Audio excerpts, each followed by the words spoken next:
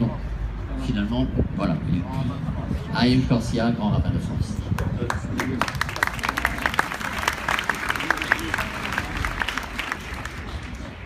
Chers amis, c'est très émouvant pour moi de parler après le Père Gollnisch et sur cette initiative de Claude Goasguen, le maire d'arrondissement.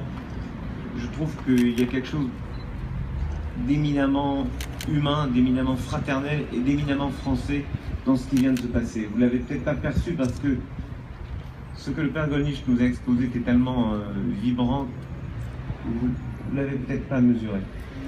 Voilà un homme qui consacre sa vie à défendre l'existence même des chrétiens d'Orient et qui prend le temps de s'intéresser au mausolée du prophète biblique Naoum, qui est en passe d'être détruit comme d'autres tombes et d'autres mausolées ont été détruits. La tombe de Joseph, la tombe de Esther, de Mardoché. Et il m'a demandé de l'aider. Et je me suis dit, c'est extraordinaire. C'est exactement l'illustration de ce que nous apprennent les maximes des pères, qui nous disent la chose suivante. Si toi, tu n'es pas pour toi, qui le sera? Il faut se prendre en charge soi-même un moment. Mais quand tu es pour toi, seul, qui es-tu? S'occuper de soi, c'est bien, mais s'occuper, se préoccuper des autres, c'est la base de l'humanité. Et quand faut-il commencer? Tout de suite, immédiatement. Si ce n'est pas maintenant, alors quand?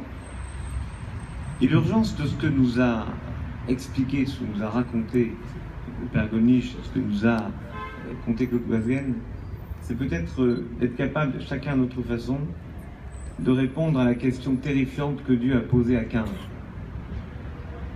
Quand Dieu interpelle Caïn en lui disant « Où est ton frère ?» Son sang crie vers moi. Caïn répond « Je ne suis pas le gardien de mon frère. » Et nous ne voulons pas être des Caïns. Notre société ne peut pas s'assumer en disant « Nous sommes des Caïns qui disons « Nous ne sommes pas gardiens de nos frères. » Nous sommes les gardiens de nos frères, où qu'ils soient sur terre, où qu'ils soient dans le monde. Et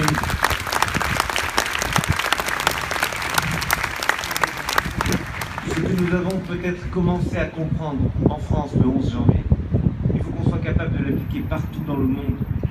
Et la présence des chrétiens d'Orient, qui est une grande tradition de protection de la France a toujours protégé les chrétiens d'Orient. Parce que l'Orient nous est lié intimement. Parce que je pourrais vous faire un cours d'histoire, mais je pourrais simplement vous parler de la tombe du général Caffarelli qui se trouve à Saint-Jean-d'Acre. Cette tombe de ce général qui, avec les troupes de Bonaparte, est venu mourir pour défendre une idée de la France.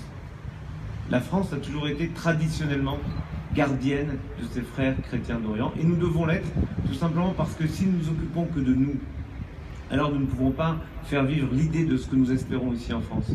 Et l'image de ce podium est une image extraordinaire qui devrait peut-être faire réfléchir chacun. Lorsque, en France, nous défendons l'idée que nous sommes ensemble, dans nos différences, mais nous sommes ensemble, nous devons être capables de pouvoir le défendre la même idée partout dans le monde, et en particulier pour les chrétiens d'Orient. Nous devons ensemble défendre l'idée que les chrétiens en Orient portent une façon unique de servir Dieu, de servir leur culture, leur tradition. Et c'est si on est capable de protéger chacune et chacun là où il est, dans ce qu'il est, que nous sommes dignes de porter nos idéaux de liberté, d'égalité et de fraternité. Monsieur Patrick